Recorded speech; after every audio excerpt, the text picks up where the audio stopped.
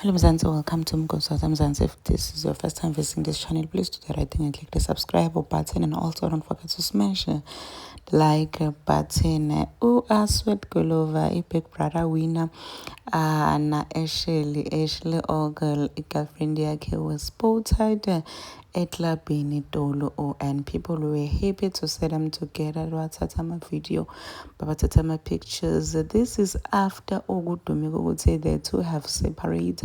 They are now no longer together after babone u-Ashley unfollowishe uSweet Golova laphana Instagram, and people assumed ukuthi they are no longer together, they are no longer in items, and people are dragging Sweet Golova, but it seems like it doesn't have time for Ashley. But this is because guys bekaluka bukwa ugaye abetwa for my interviews kuma radio station, and bekangikazathi qha cause nayo sazama umfana kutibhalela nokutendela ligama lakhe la ku industry sensoshilo shem ukuthi ufuna ku actor, ufuna kwendani nanesikolo njena bamandi nepetrol. So people were happy to see leya couple ihleli yoyithuna ejabulile happy, sabona ukuthi hayi man guys tindoda happy nalana, they are happy, they are still together. This is nice.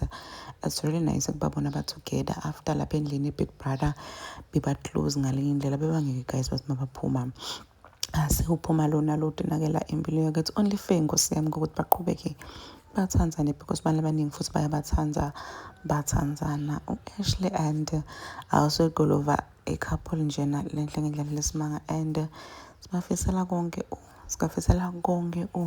lokuhle kubabona futhi ba-together. So ave usijabulisa kakhulu, ave usijabulisa ayiqha couple lefanelanayo ngendlela lesimanga. So siyajabula masibabona basayibambile basase-together. Please do comment what you think below down in the comment section. Don't forget to hit the notification bell so that you can be notified whenever I upload a new video. I'm signing out, so goodbye.